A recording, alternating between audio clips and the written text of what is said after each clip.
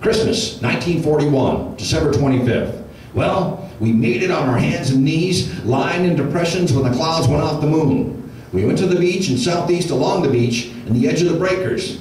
We got wet, but we got around the sentries and we made the brush. We ran into one of these big guns where 20 Japs were sleeping, but they didn't wake up. And went the other way, lying by the road in the brush till the moon got out, and then the clouds came, and then we crossed over to the large brush patch. So they're very well aware of the moon giving away their positions with any sort of light.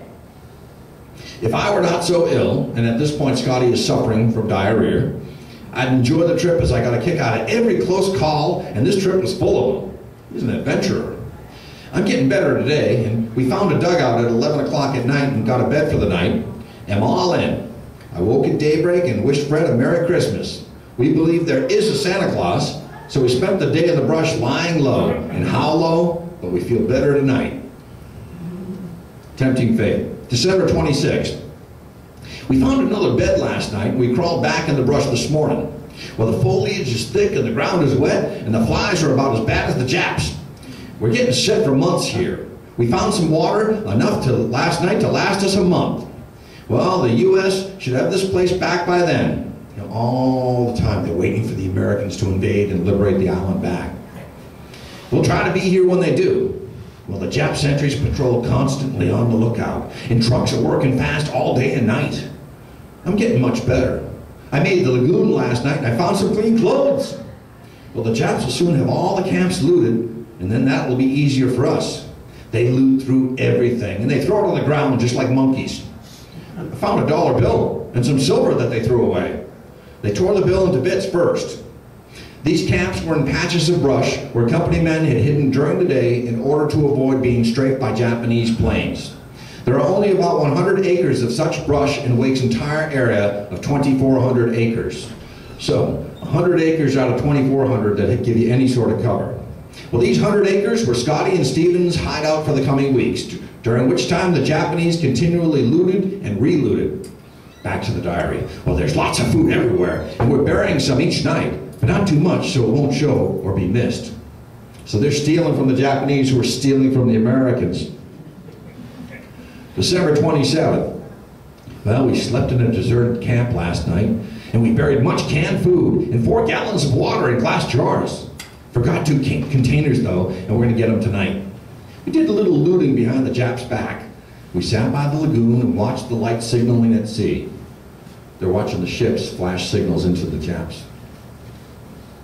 And the fugitives used to watch Japanese submarines surface in what had been planned as an American base and wink signal lights to the warships on the surface. So a Jap sub is relaying signals to Wake Island.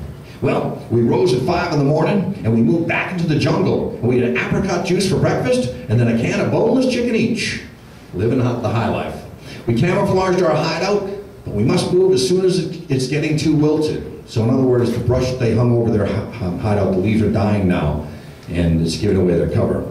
We're about as snug as 2 rabbits with 4,000 hounds after us. We're not afraid, just careful.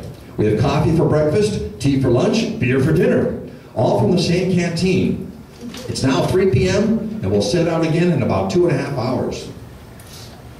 December 28th.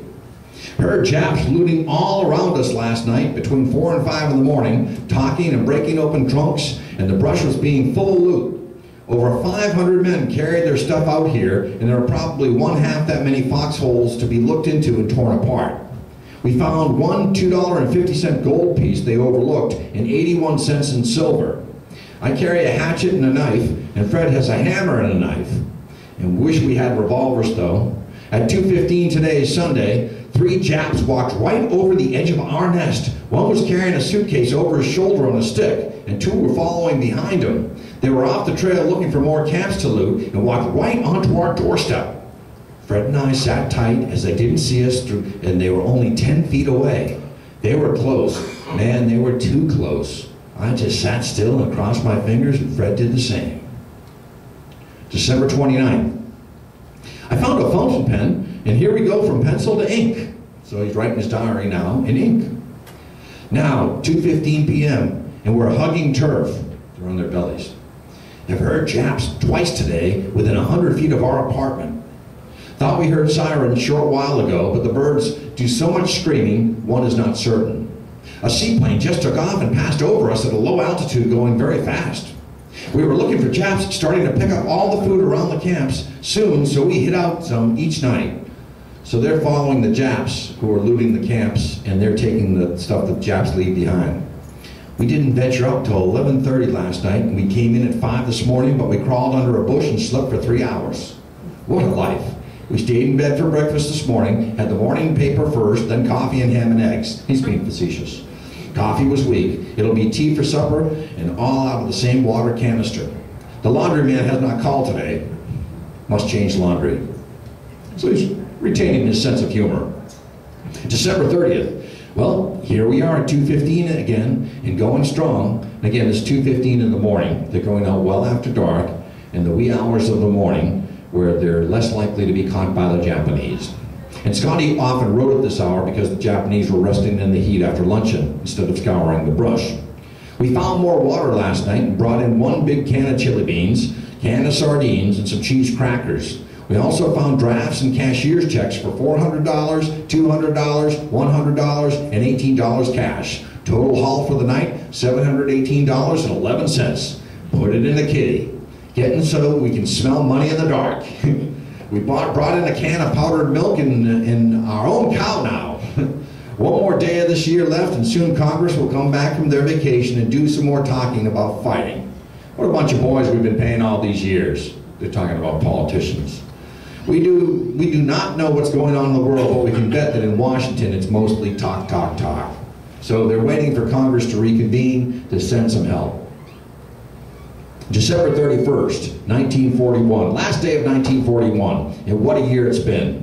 Enough happenings to make some people a lifetime. No Japs within alarming limits today. It rained and we had to take cover in an adjacent dugout. Maybe safe while raining, but in sunshine, looters are often out snooping. January 1st, 1942. Happy New Year, everybody. Well, it started out lucky for me and Fred, for we found a check for $150.20 cash. The check was wet, but we'll put it out to dry.